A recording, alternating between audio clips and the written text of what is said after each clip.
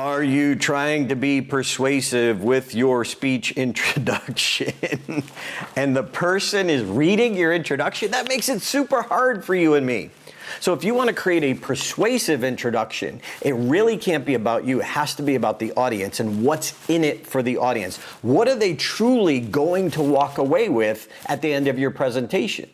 So I'd love you to see some insights in your intro as to in the next 48 minutes you will get. So it's not I want to give, it's what you'll walk away with.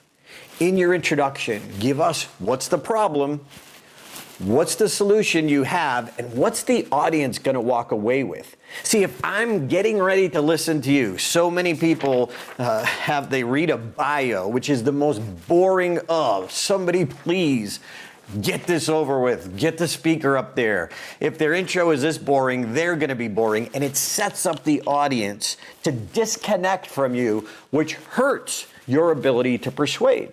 So when you're creating your introduction, it's so valuable, so important. If you want to persuade with the speech, you've got to persuade with the introduction. The key to persuading is making the introduction short, but about the audience, setting them up for what they're going to walk away with. So do not discount your introduction. It's so important. Your speech opening is critical as well to open their minds to hearing more from you. One of the things that I teach in my online university is you must connect before you can educate, entertain, or persuade. You must connect first. So do anything and everything you can, including taking the time to write a good, short, audience-focused introduction.